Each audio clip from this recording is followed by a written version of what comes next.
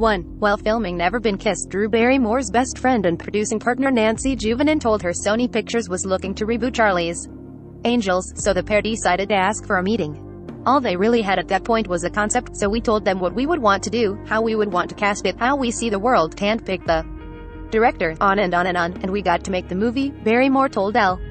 And it was just the most fun thing in the world. For her pitch, she revealed she took an unusual approach. I put together a reel of films, like Smashed Up, and I had to do it VCR to VCR, so I hooked up two VCRs together, and again, I am a girl and I am a Pisces, this is just a disaster, it was like hordes everywhere, she explained. But I pulled about 200 different films from my personal library that I thought had scenes in them that could show the studio what kind of tone I saw for this film. 2. One of Barrymore's main stipulations: banning the Angels from using guns. 3. Close friends since they were teenagers. Barrymore, who played Angel Dillon, immediately thought of Cameron Diaz for the role of Natalie. Drew called me up and said, "I am doing Charlie's Angels and you have to do it with me," Diaz told The Morning Call.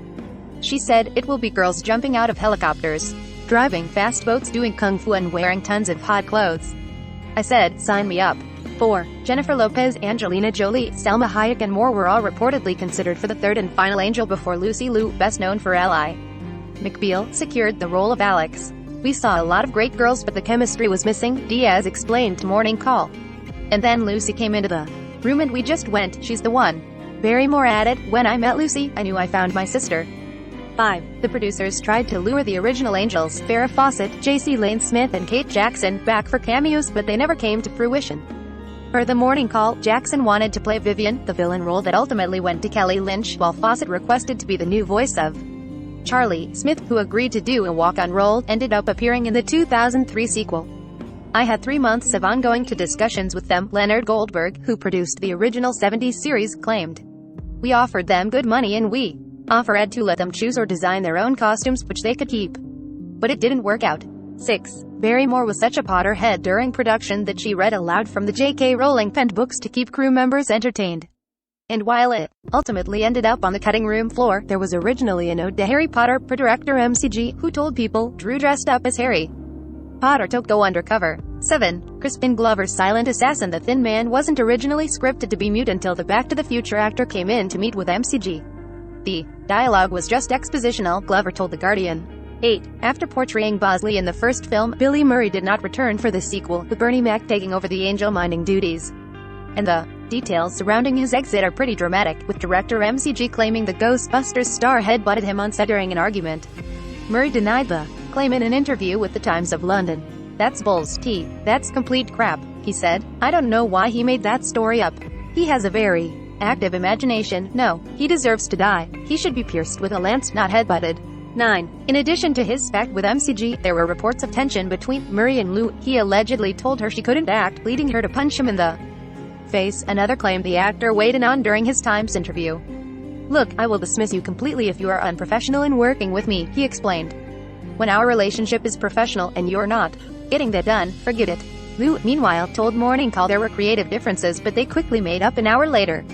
"Bill actually made our performances better," she sighed in 2010. In 2014's The Body Book, Diaz revealed she was in poor physical health when she signed on to the movie. "I was 26 years old. I had just quit smoking.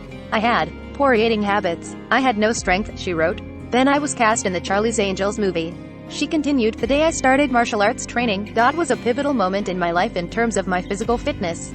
It was the first time someone showed me what my very own body had the potential to do. Before then, I had no concept of the extent to which my body could be trained to be that strong and."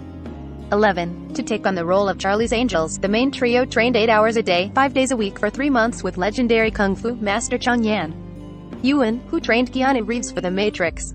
On their first day of training, Diaz claimed in her book that Ewan told the stars, "I am going to introduce you to your new best friend. You're going to learn to love your new best friend." In an interview with The Morning Call, Barrymore admitted, "We were so sore after our initial sessions that we went to Cameron's house, took a bath in Epsom salts and cried." Sponsored links by Taboola, who is the richest member of the British royal family.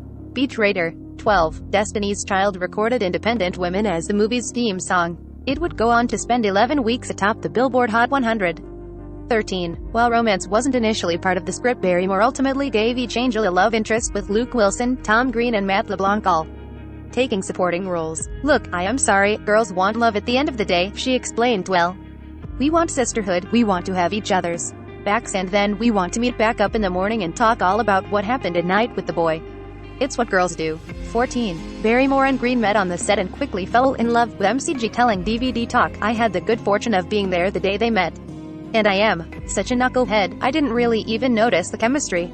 It's like both of them are like I was in love with you at first sight, and I am like I didn't notice. You know, they were like falling in love, and I am sitting there trying to talk to Tom Green about his show. I am just like in space. I guess I was just so excited to be talking to Tom Green." The pair would go on to marry in July 2001 but divorced just 6 months later. 15. MCG had Barrymore film a scene in the house from E.T. The Extraterrestrial is a subtle homage to the iconic movie, telling DVD Talk, "I was just trying to find interesting points of synergy, and I really wanted to inject the film with a bunch of conversation points. You know, and that was just one of them." 16. The script reportedly underwent through 30 rewrites from dozens of writers. 17. One of the movie's most iconic scenes is Diaz Natalie dancing in her underwear around her house. Cameron didn't even take too much time learning this choreography, MCG told Vogue. "She's just such a natural athlete. She got it together within an hour of rehearsal." 18. Diaz co-designed some of the outfits, including the outfit Natalie wears on her date to Soul Train.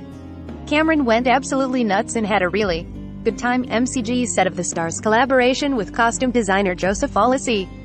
19. In an interview with Vulture, Thandie Newton revealed she turned down the part of Alex, explaining she is uncomfortable after conversations with Amy Pascal, then the head of Sony Pictures. "She's basically reeling off these stereotypes of how to be more convincing as a black character," Newton said. "Everything she said, I was like, nah, I wouldn't do that." She's like, "Yeah, but you're different. You're different." That was Amy Pascal. That's not really a surprise, is it? Let's face it, I didn't do the movie as a result. 20. Nia Long also addressed her issues with the casting process for the movie, alleging to insiders she was told she too old next to Barrymore and Diaz to be cast as Alex. "Long is 2 years younger than Lou. I was like, what?" Long reflected, "I love Drew Barrymore, I think she's amazing, but I think that was just a nice way to say you're a little too black. Personally, that's what I think. Because if you notice there were no brown skin actors. I mean, honestly, I would have been the blackest thing in the